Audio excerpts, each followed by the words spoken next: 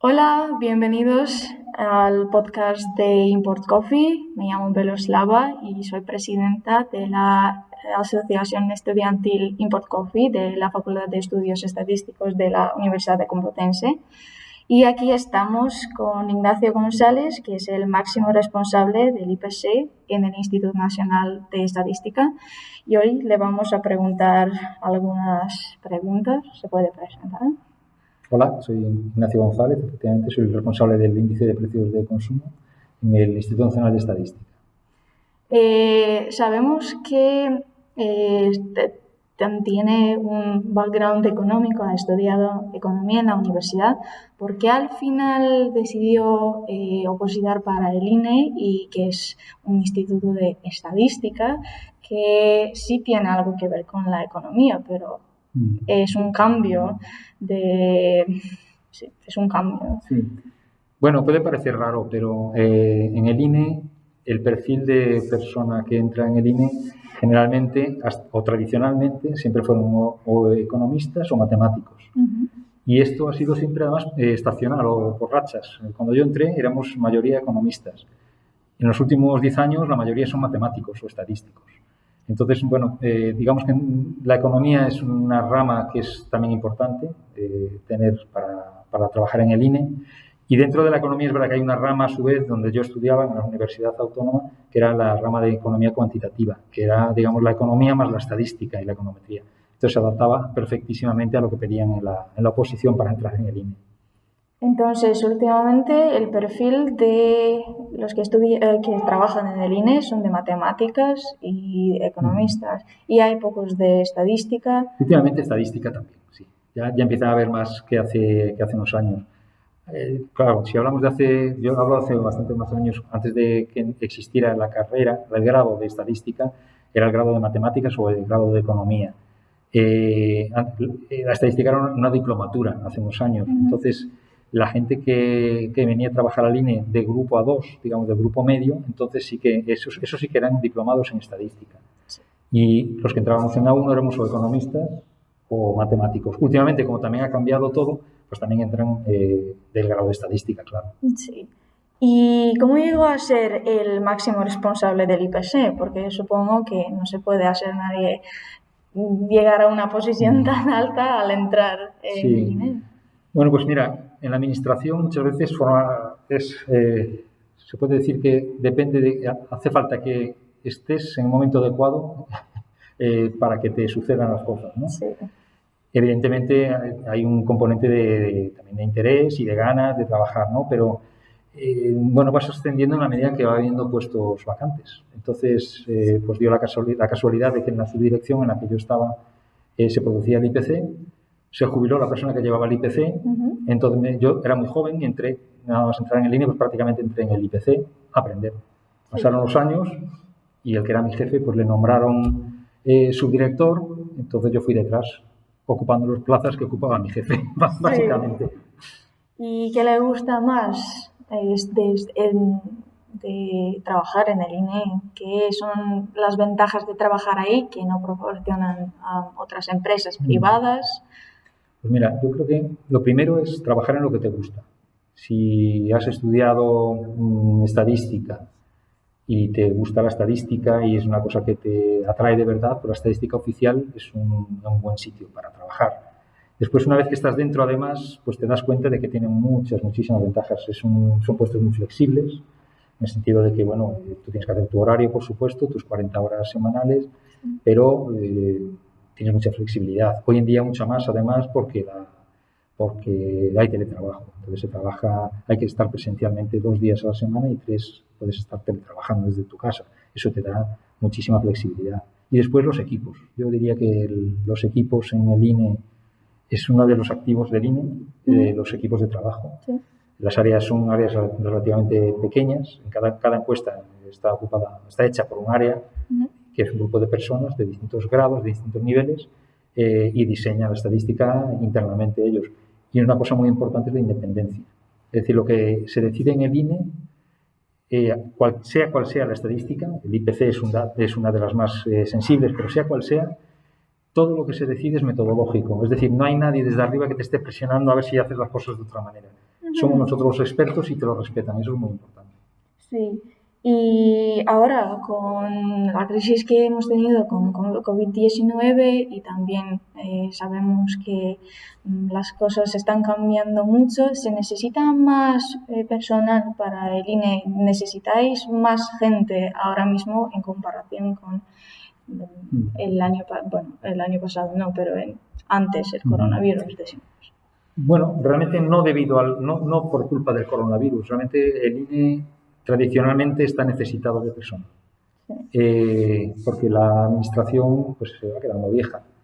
Si no se va reponiendo el personal que se jubila, pues vas teniendo saldos negativos de personal y eso pues empieza a generar ciertos problemas, claro.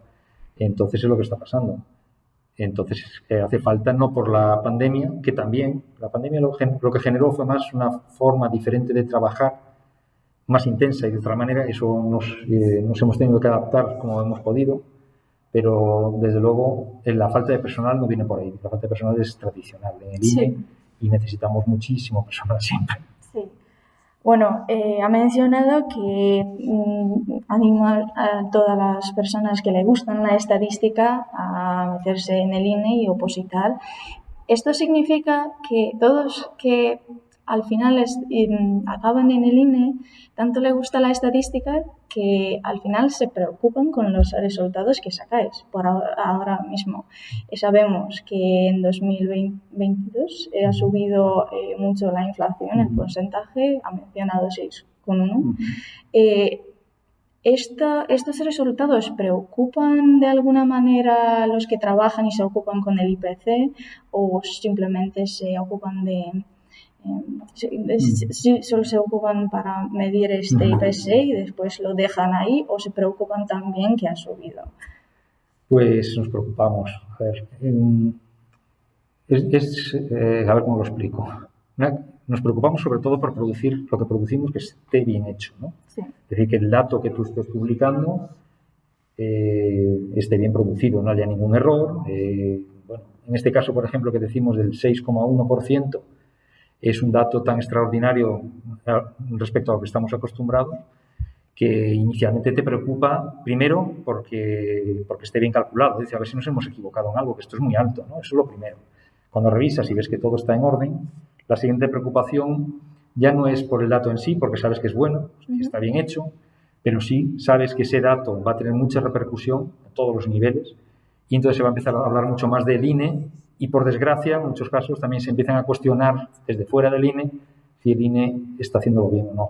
Sí. Es decir, muchas veces cuando das un dato malo, pues hay siempre una parte del público, hablo de ministerios a veces o de cualquier sector de la sociedad, ¿no?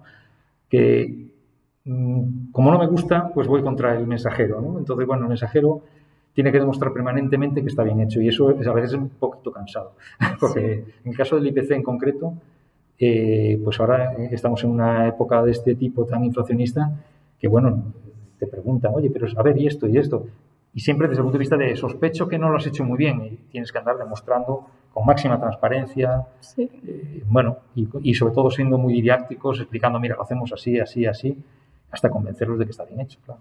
Sí, y es una cosa que yo siempre, en que siempre he pensado, a lo mejor no es lo más lógico, pero ¿alguna vez os han culpado, como el INE, por algún tipo de resultados? Por ejemplo, la inflación está subiendo un montón y esto daña muchas empresas, la economía. ¿Alguna vez os han culpado porque lo pasa como si fuera vuestro trabajo de controlar el IPC? ¿Os han culpado? Sí, y además recientemente. Lo han hecho el mes pasado. ¿Sí? Sin más lejos. ¿Cómo? El dato que hemos sacado en el mes de diciembre fue un 6,5, ahora un 6,1. Gran parte de la culpa la tiene la electricidad. Entonces ahí hay muchas opiniones encontradas sobre qué es lo que tendríamos que estar midiendo, cómo tendríamos que estar midiendo la electricidad y cómo no tendríamos que estar midiéndolo. Y hasta el punto de que algunos analistas hicieron su propio cálculo y publicaron que el IPC estaba sesgado. No sé si eran 4 décimas al alza. Llegaron a esa conclusión. Se les fue de las manos a los analistas y salió en prensa. O sea, bueno, salió en los medios, en un par de medios importantes, un titular ya exagerándolo, diciendo que el IPC lleva muchos años estando mal calculado. Ya hablaban de mal calculado, ¿no? Bueno, pues ahí tuvimos por primera vez que salir con una nota explícita, ya no solo explicándolo de palabras, sino una nota oficial del INE, poniendo un poco las cosas en su sitio. Llega un momento que tienes que no explicarlo ya solo, sino que tienes que enseñar un poquito los dientes. Es decir, mira, mejor que nosotros no hay nadie que sepa hacerlo, Sí. Y no es arrogancia, sino que conocemos dónde están los sesgos, sabemos dónde están y existen, como os explicamos hoy, yo lo explico siempre que puedo, y sabemos que, bueno, que se pueden mejorar las cosas. Ahora bien, es muy importante saber también que cuando no se hace algo, podría pasar que hubiésemos metido la pata, sin ninguna duda, no es así. Pero cuando no se hace algo, casi siempre en el INE, es porque no tienes la información necesaria para poder hacerlo. Y esa información proviene de las empresas, que son las que se quejaban, Sí. pero son las que no nos dieron esa información para poder hacerlo mejor. Y eso es lo que hay que explicar. Si se explica bien, yo creo que la gente lo entiende. Y así es lo que hemos hecho. Y yo creo que ha funcionado relativamente bien. O sea, se han dado cuenta de que el INE no somos perfectos, nadie es perfecto, pero... Siempre decís que cometéis algún error, Sí. es normal, se calcula Claro. un error estimado. Y existen algunos problemas nuevos con algunos problemas metodológicos, especialmente en Eurostat, no tanto en el INE, pero en Eurostat. Comente esto. A ver, hay un problema ahora que va a venir, problema entre comillas, pero es un tema que va a traer cola y se va a hablar mucho de ello. Ya se está hablando, de hecho, que es si se debe introducir la compra de la vivienda en propiedad en el IPC. Los IPCs europeos, ni el español tampoco, incluyen la compra de vivienda. Se criticó muchas veces, pero bueno, se asume que es así. Se critica fundamentalmente porque siempre se ha considerado que la vivienda, siempre no, vamos, es que es así, económicamente la compra de la vivienda es una inversión económicamente, no es un gasto. Si es una inversión no tiene que estar en el IPC, si fuera un gasto sí. Pero es verdad que hay una parte de la compra de la vivienda que es para vivir en ella y eso es un gasto, te da un servicio, digamos, con lo cual eso sí que sería un gasto, ¿no? Y entonces ahora de lo que se está hablando en el seno de Eurostat, todos los países lo estamos debatiendo, hay un grupo especial para eso, es si se tendría que incorporar o no y si se incorpora, cómo se tiene que incorporar. El Banco Central Europeo, que es el que más manda dentro de la Unión Europea, digamos que lo ha exigido ya. Dice que para medir la inflación de la Unión Europea tiene que estar los IPCs armonizados, incluyendo la compra de vivienda. Eurostat, que es la oficina de estadística, toma nota y entonces lo repercute a los Estados miembros y en eso estamos ahora. Sabemos que tarde o temprano se va a tener que incorporar, porque hay una reglamentación que te dice desde hace muchos años que tarde o temprano en un horizonte temporal determinado vamos a tener que incorporarla.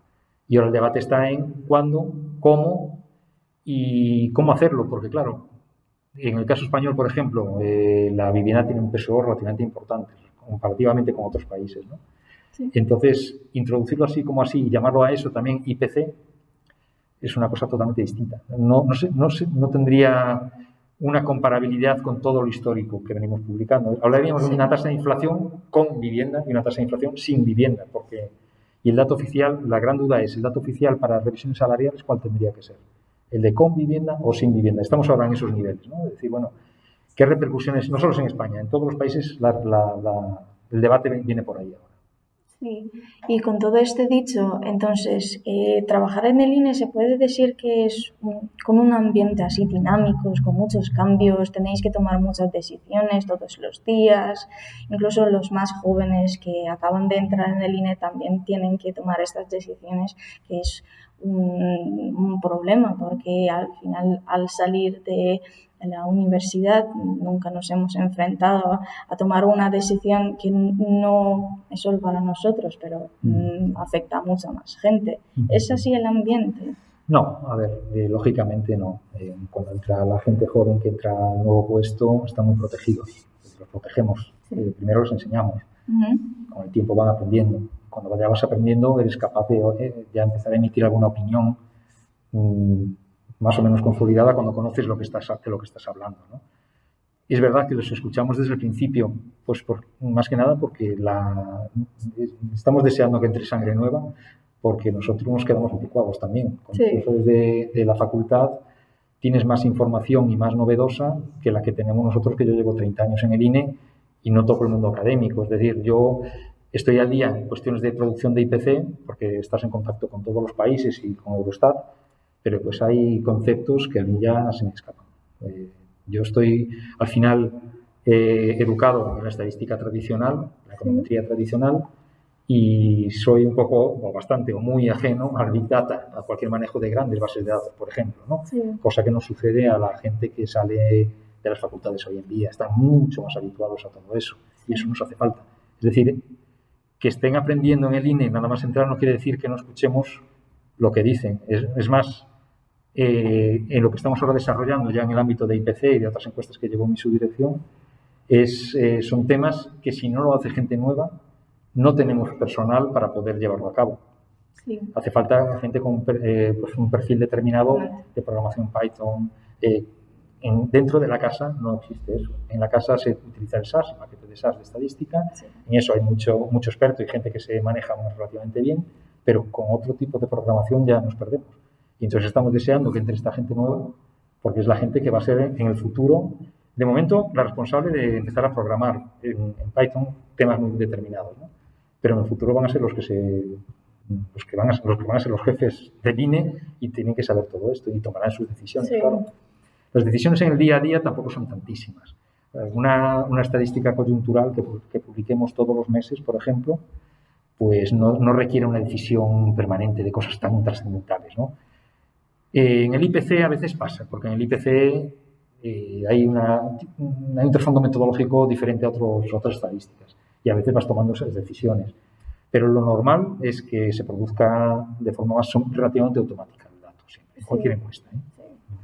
Y como nuestra audiencia en el podcast es más de gente que le interesa mucho la programación, los ordenadores, porque somos una asociación de programación dentro de la facultad, ¿tenéis oposiciones especialmente para gente que se ocupa solo con programación? Porque yo tengo compañeros que estudian en esta facultad, pero preferirían ocuparse solo con programación. En Python saben muy bien Python, saben muy bien R, pero tampoco tienen tanto interés en la estadística, o por lo menos la parte, decir, matemática de la estadística. ¿Hay oportunidades para ellos? A ver, la forma de entrada es la misma para todos.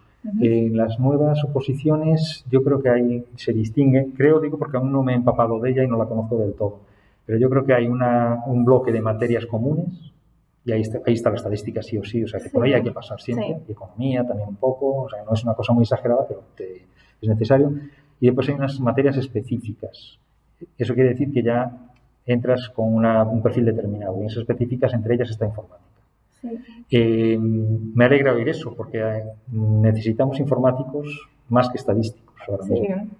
En el INE hay una subdirección exclusivamente para la informática y es una subdirección que tiene un problema añadido y es que necesita mucha gente, nunca le llega demasiada y la que le llega, como tienen un perfil más de estadístico o matemático que de informático, está un poco tiempo y se mueven enseguida porque no les gusta. Si no eres informático, pues claro, tú te quieres ir a hacer estadísticas. Entonces hay algunos que han caído ahí porque les ha tocado por número, es decir, me ha tocado aquí porque he entrado en el INE y soy uno de los últimos números, pues me voy a informática. Pero en cuanto pueda me voy a mover. Y es lo que está pasando.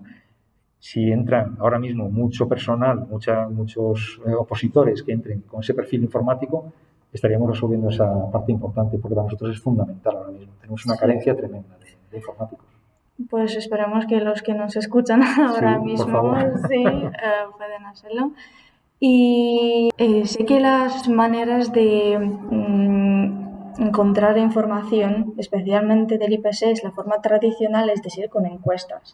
Pero ahora mismo existe el data science y el web scraping, que es encontrar información no con encuestas, pero simplemente con la información que nos proporciona el Internet.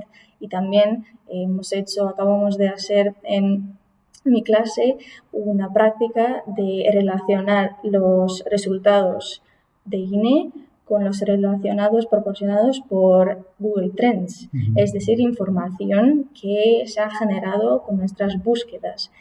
¿tenéis alguna manera de usar no solo las encuestas, pero también Internet? Porque esto también sale un poco menos costoso, porque no se paga a la gente que vaya a las casas, por ejemplo, de la gente y hacer la encuesta, pero están con sus ordenadores y de manera absolutamente gratis buscan la información. Sí, estamos en ello. En el caso del IPC, por ejemplo, pues ya lo hemos empezado, estamos obteniendo información, no exactamente, bueno, de Internet también ahora lo comento, pero de lo que llamamos Scanner Data, que son los productos, son las bases de datos de los ingresos por productos de grandes compañías, grandes cadenas, y también estamos haciendo web scraping para algunos productos. Hemos empezado hace relativamente poco, un año o así, para cierto tipo de productos. No todos se pueden obtener de esta manera, pero sí que hay algunos que podemos ver. Por ejemplo, los precios de los apartamentos, los precios de los hoteles, los precios de los aviones. Estamos empezando a programarlos de esta manera. Tiene su complejidad, no tanto el hecho de, es decir, la extracción de la información es relativamente fácil, pero tiene una complejidad añadida que, por otro lado, es muy bonita desde un punto de vista metodológico, que es cómo engarzar esa información que te proviene de una fuente diferente al uso o digamos al tronco metodológico del IPC, ¿no?